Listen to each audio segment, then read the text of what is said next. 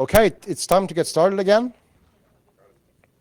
For those that haven't been into the room or been looking at Shed for the last 5 minutes, we have replaced the original talk that we are going to have now with Adam Cordell, and we have replaced that with Michal Spacek from Czech Republic. I'm absolutely sure this is going to be just as good as a talk as the one Adam was planning, and this is about disclosing password hashing policies. Michal had been with us before at PasswordsCon up to several times. Yeah, take it away.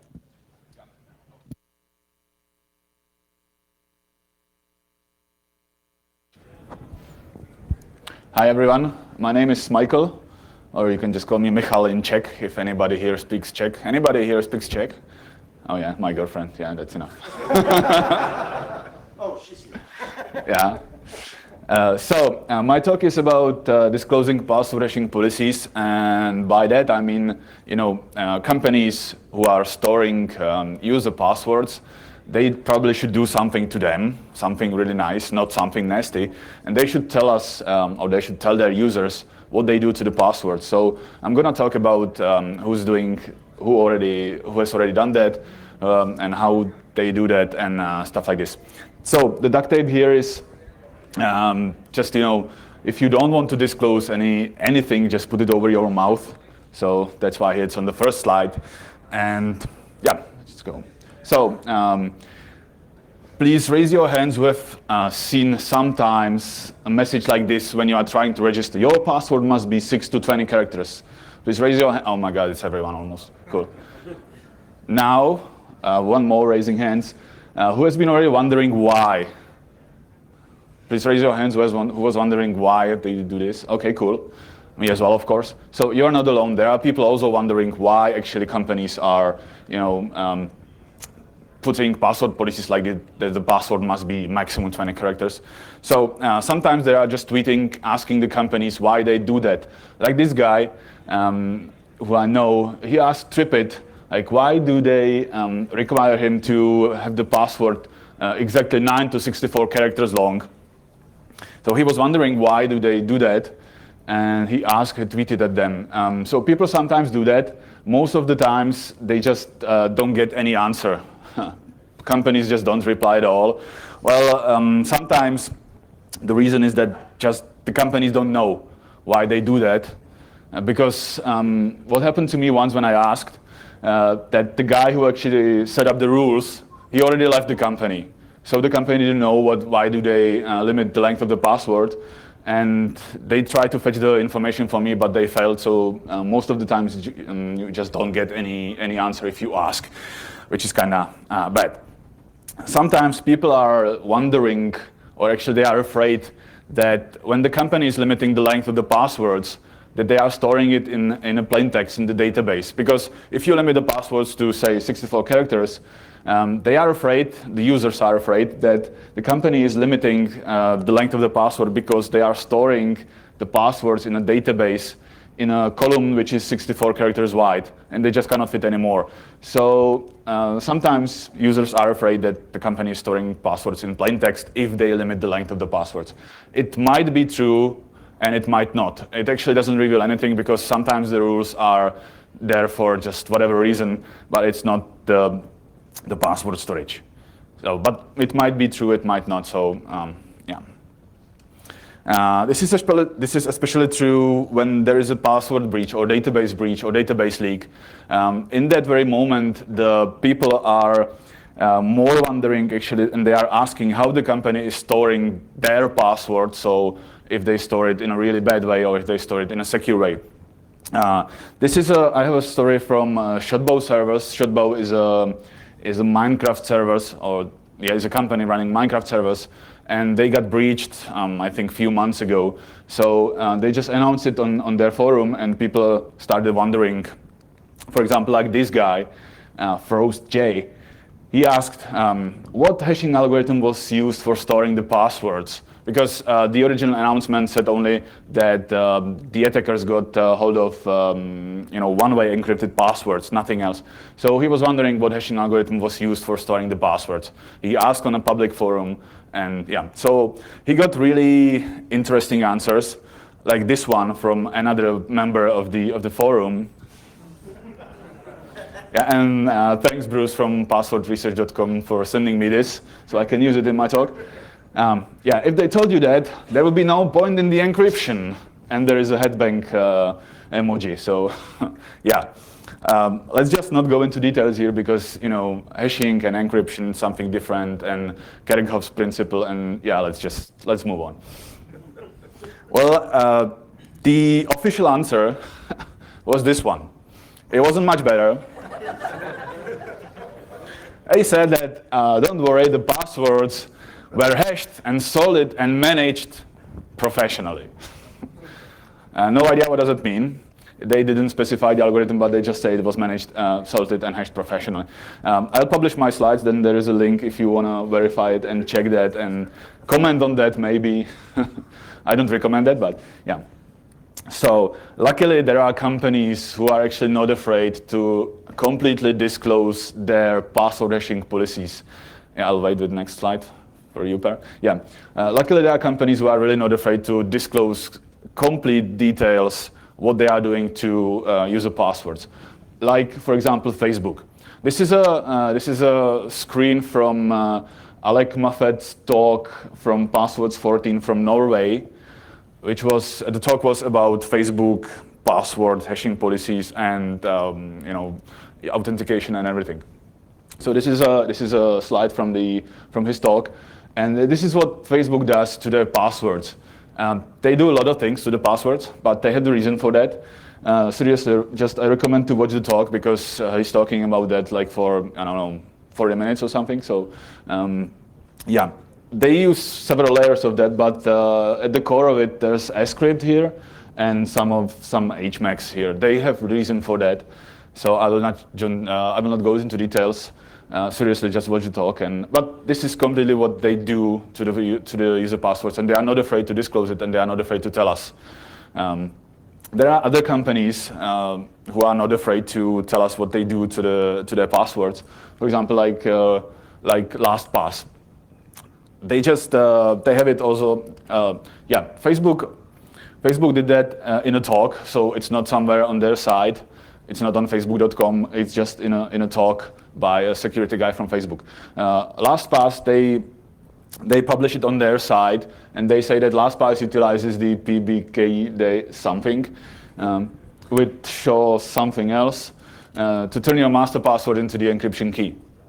They got more details there as well. This is just a short text copied from the site. So they are also not afraid to disclose how they store user passwords. The same thing goes for 1Password. They are also not afraid to tell us what they do to the user passwords. They have released 60 pages long PDF which completely describes the security design of their 1Password for teams and 1Password for families, which is really nice. And 1Password is also doing a really nice thing. They are sending Jeff to Las Vegas every single year. I don't know why, but thanks. Thanks. Yeah. Okay. So there are also some other nice companies and smaller services which are doing the same thing. They are disclosing how exactly do they store user passwords.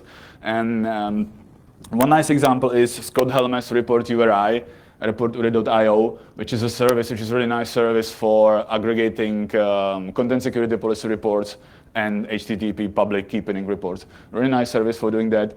And he's got this information, this important information, which says, want to know our password hashing policies? Sure, check out our frequently asked questions. So he's got this on a login page and on a sign up page as well, right next to the field where you enter your password. Right there, it's just there, which is really nice. And these companies, Facebook's got a lot of private data, LastPass, well, probably as well. The same thing goes for the service. They got a lot of reports from content security policies. So they are not afraid to disclose how do they store user passwords. There is more companies like this. And I have actually started collecting them. You know, some people collect, you know, empty beer cans and stuff like this. So I collect sites. This is my site. I call it, you know, Michal.cz, and you can find there a link to subdomain called Pulse. I have several sites of there. I will just show the site in a few seconds. It's supposed to be a part of the bigger survey of the internet. That's why I call it Pulse, because I got heavily inspired by work from 18F, which is a US government something. And they scan US government websites and they just publish the score, how how good the encryption is there and everything. So I want to do something similar, but I'm just a one-man show. This is a one-man show only, so it takes more time. But let's just move on. So this is why it's called Pulse, because they call it Pulse as well. So I got really, really heavily inspired by that. The site looks like this. I think right now I have only 20 companies, because it's not that easy to get official information how companies store passwords. But so if you look at the site, here I have the company which is called Datadog, and a site apedatadog.hq.com, and they have disclosed that they use bcrypt for storing the passwords. So there's more sites like this. Some of them are Czech, because I'm from Czech Republic, so I'm asking the companies directly, and they know that they should tell me, because otherwise I will just make a public PR for them really bad. So yeah, here are the companies and the sites and the algorithms they use. I also came up with the rating system of how good they are. So Datadog is rated B. This company is rated F. Well, we will learn why. So wherever I have more details about the company or about the password hashing policy they use, so I also try to put it on the site. So here I have a Czech company which I was working for in 2014. So we made a talk about what we do to our user passwords, and you can find it also on my site that we use, or the company uses bcrypt, and the cost is 10, and they also do some encryption on the hashes, and they have disclosed it on a Twitter and in a talk. Every time I put something into this site, into my site, it must be already a public information. I don't put anything because sometimes you learn how the companies are storing passwords just by doing, let's say, penetration tests. So I don't put it there. It must already be a public information. Somebody already must have disclosed it somewhere, in a talk, on Twitter, on Facebook, or in a docs or somewhere. So every time I just put their disclosure and link to disclosures. I also make the snapshot of the disclosure, so that if they later think that it was not a good thing to disclose, it's still on the internet and it will stay on the internet. So a bit about the rating system I've come up with. The rating system works like this. If you want to score, or if the company wants to score a really nice grade in my rating system, it needs to use slow hashes. That means bcrypt, scrypt, pb key, that thing, and or argon2. I call it slow hashes right now, just for the lack of better naming. And if you want to score a really perfect grade like A, you also have to disclose that in your docs. Because if you disclose it somewhere in a talk or in a blog post or on a Facebook or on Twitter, it's hidden. Nobody will look for it there, because the blog posts, they just disappear in time. Also, that's true for Twitter and Facebook posts. So if you want to score, if the company wants to score a perfect grade, they just need to tell us, right in the docs, because that's probably where everyone. If you are looking for the information, that's probably where you want to look. At. You will probably not go through the blog or Facebook or Twitter. So that's why some of the companies, even if they use bcrypt, they have grade B, because they just tell us in a talk and not that officially. Then there are other hashes, like SHA-1, 2, SHA-3, and other hashes, MD5, and if the company uses something like that, MD5 or show1, show2, and they at least salt it and stretch it, and it means they do several iterations of that, they score C. Or if they just salt the hash, they score D. And if just use plain MD5 or plain show1 or something like that, they score E. Or if they encrypt the passwords, they just don't hash it, or if they encrypt it, they just score E. It could be worse, and yeah, it could be worse. F is for fail, and that's plain text.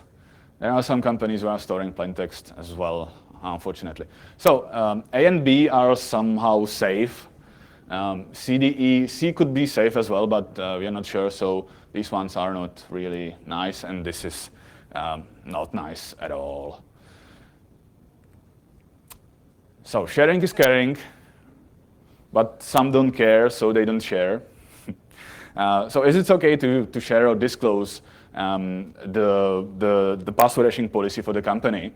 Well, I think it is okay, especially if the company uses bcrypt or scrypt or hashing functions designed to store user passwords. If they don't use functions designed to store user passwords like MD5 or I don't know, show1 or something, it's better for them to fix that, to use something better, and then they can disclose it. Because there is no point in not disclosing that. If it's Facebook and LastPass and 1Pass for disclosing what they do to the passwords, there's no point in hiding that. So some companies are afraid that if they disclose what they do to the user passwords, that they will get hacked, that they will become a target. Well, I have bad news for them. They already are a target. And I'm not talking about Target, the company. Well, so this is a Datadog. I have Datadog on my screenshot somewhere here. I think, yeah, they scored B because they use bcrypt, and they use bcrypt, and they have been using bcrypt even before the data breach they have suffered, like I think a month ago. So they were using bcrypt, and they got hacked as well. So it doesn't really matter how the company is storing the passwords, because companies get hacked, and they will get hacked even if they just use whatever they use. It's worse if they use plain text or MD5 or plain show1 or something like that, but they will still get hacked. There is another company who got hacked even if they were using bcrypt, and that's called Ashley Madison. But I think that the motivation for hacking Ashley Madison was completely different than user passwords. But still, even if they disclose what they use, they get hacked. And even if they don't, I think that Datadog didn't disclose before they get hacked, and they still get hacked. So there are some tricks for the users how they can actually investigate how the company is storing the user passwords. One of the tricks is here. It's exploiting the PHP's feature of comparing two strings. So it works like this. If you are able to sign up to a site with the passwords 2406 something like that, blah, blah, blah, and then you are able to log into the site with this password QNK or something, then you can be pretty sure that the company is using plain MD5 to store the user passwords, even without the company telling us. Well, so this trick works like this. The hash of 240 something something starts with 0E, and then there are some more letters. The same thing goes for MD5 from Q and blah, blah, blah. The hash is also 0E and something. For PHP, if you take two strings which start with 0E and then something, then PHP compares them as zeros, because it thinks that it's 0 exponent something like that. So they just PHP compares it as zeros. Yeah, exactly. So it's possible to detect the password hashing policy if you are able to sign up with this password and then log in with this one. There are more examples like this. It works also for show1 and for plain text as well. I got them on my GitHub, and you can try that. If it doesn't work, it doesn't mean that the company is not using MD5. They can be doing something else, like they can be comparing the strings with 3 equal signs, not just 2. But if it works, then it's MD5 definitely. And I have found one site storing passwords in plain text just using this or similar trick. So even users can do detection themselves. They just don't need the company to disclose that. Yeah. Yeah. So does that mean that?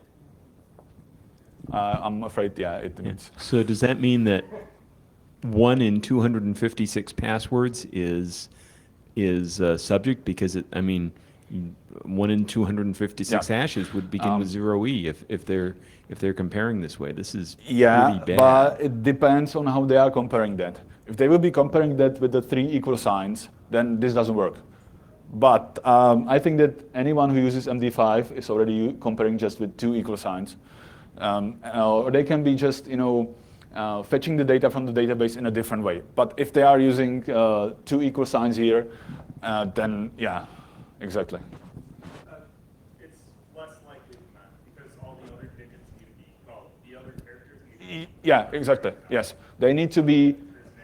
Yeah, it needs to be hexadecimal string. Yeah. Thanks.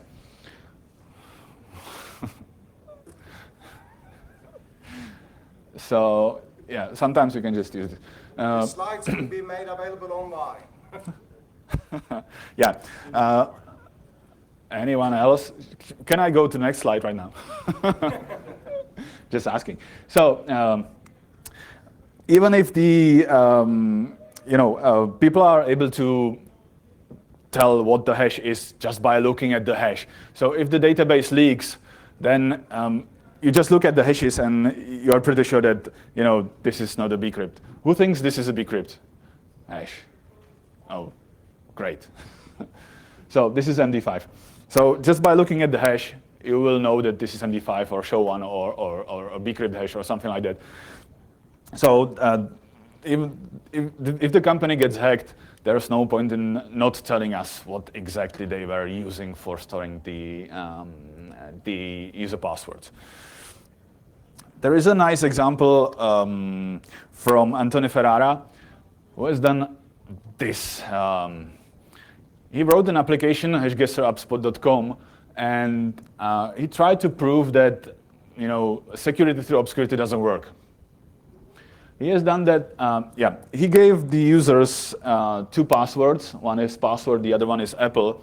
He gave them 2 salts per the password, and he gave them resulting hash. What the site was missing were the exact algorithms how the hash was calculated. So he just gave the users passwords and the salts and the resulting hash. And he gave the users, I think it was 15 different algorithms like this. And the goal was to come up with the hash of a password foo and salt bar without actually knowing the algorithm. So you had to reverse the algorithm, the hashing algorithm. You had to reverse that and calculate a new hash for a new password, just by looking at the hash and knowing passwords and salts. Well, that's quite interesting. Well, the results were really nice. So there were people, I think it was 15 algorithms in total, and there were 14 people, there were 3 people who have found 14 of the algorithms just by looking at the hashes, and trying to calculate the passwords and everything. There was one guy, Matthias Glaub, who has actually hacked the app and made the app and made the server leak the algorithms somehow. So he found a misconfiguration, but he was able to generate all the 15 algorithms. So just by looking at the hashes, people are able to reverse that, even if the algorithm is even if the algorithm is different than just plain MD5 or something. Anthony was doing some really weird things to the passwords, like making them reverse and stuff like this. I will just not disclose any details. If you want to try that, just go ahead. So just by looking at the hashes, even if they are not plain MD5 or plain SHA-1, just people are able to reverse that quite easily. If any site is using any open source software, they are actually disclosing by design. They don't need to even tell us because open source software is just open source, so people can look at that and just tell how exactly the site is storing user passwords. Also, open source software makes it quite easy to fix actually security bugs in password storage. I have one example here. This is PrestaShop. They were using plain MD5 to store user passwords. Actually, they were using salt as well, but it was a static salt. It was a salt in a configuration, so the salt was the same for all the user passwords. And somebody told them that, hey, you guys should switch to bcrypt from MD5, so they did that. They did it like this. They were calling password hash, which is a PHP function to calculate the bcrypt hash, and they prepended salt to the user password. The thing is that the salt was 56 characters long, and bcrypt is trimming the passwords at 72 characters. So 72 minus 56, I think it's something around 16 maybe. So they were actually truncating user passwords at 16 characters without even telling the users. This was a security issue. I was able to fix that just by looking at the code and making a pull request, just fixing it in a few minutes.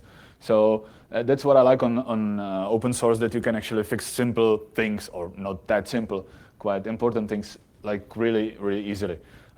They got more issues here, like they call it bcrypt shop 256 for whatever reason, and they just call it encrypt, not hash. But I have fixed that in next revisions, so that's fixed as well. So yeah. So I think that it's okay to disclose how the company is actually storing passwords, because the company doesn't need to be afraid. There are other companies disclosing passwords like Facebook and Twitter as well. And just look at my sites, there are some nice companies. And it's okay to disclose how the company is storing the user passwords, especially if the site uses so-called password hashes, bcrypt, scrypt, pbkey, something, and argon2. And if the site is not using any of these special password hashes, they should just fix that and then disclose. And they should definitely let me know so that I can put them on my site. Because I think that if they appear on my site with a nice grade, that the users will love it more, because they can feel more confident that the company knows what they are doing and stuff like this. Even if the company is using hashes like MD5 and they switch to bcrypt, the users will quite love it, because they were like, oh yeah, you were doing something wrong before, but right now you are doing something nice and you are not afraid to tell us that you screwed up before. So yeah, I've been there and done that as well.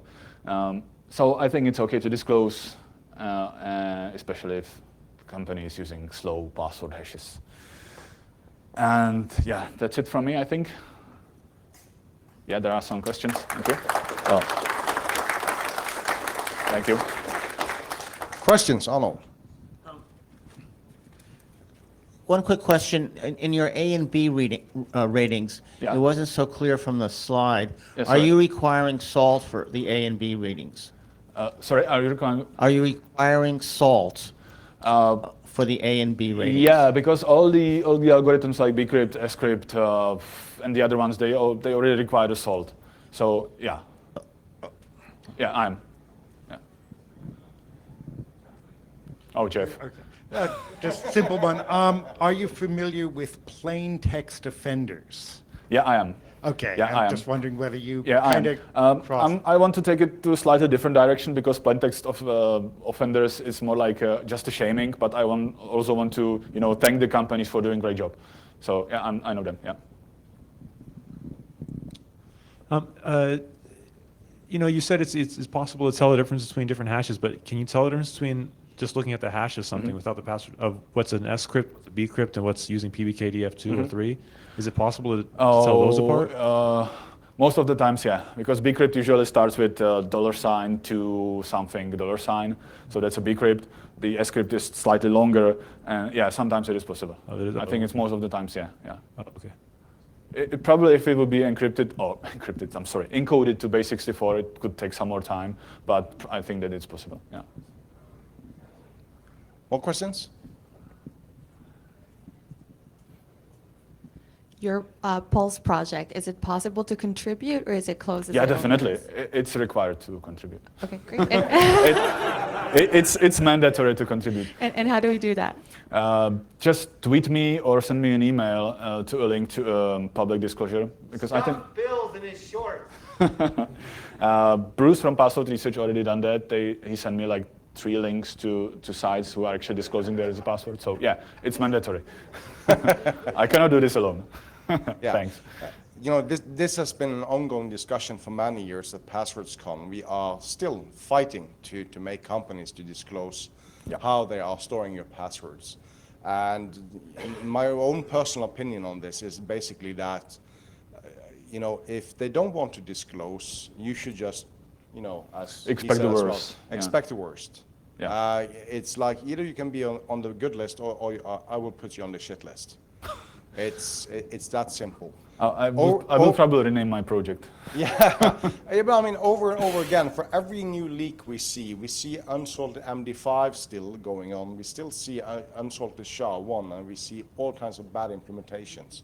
It's like somebody, I'm not going to say who, if it is board of directors or if it is the developers, but somebody is just not watching the news for the past 10, 15 years about all the leaks. It's like, oh, there's a leak. Well, the obvious question anybody on the survey on the board of directors should be asking their own organization is, how do we store our customers' passwords?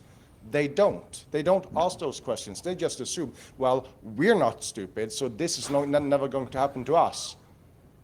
And we need to change that. So again, thank you. Maybe one remark. I was talking about Ashley Madison, that they are storing passwords in bcrypt, but they have done something really bad to the passwords as well. They were storing them also in MD5, like besides the bcrypt passwords. So if the company scores A or B, because they tell us that they store passwords in bcrypt, they still have a lot of opportunities to screw up.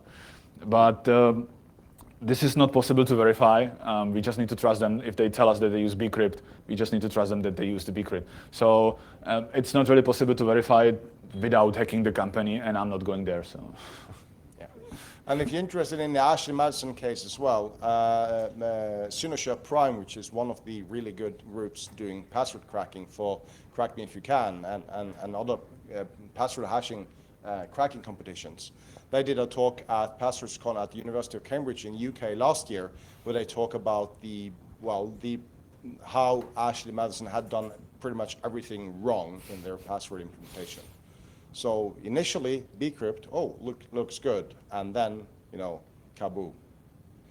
Okay, so we're going to take a break until 12, and the next speaker up is Bruce Marshall, who will also do a really interesting talk about how you should be proactively handling password breaches from other sites to your benefit, pretty much. So back again at 12. Thank you. Okay, thank you.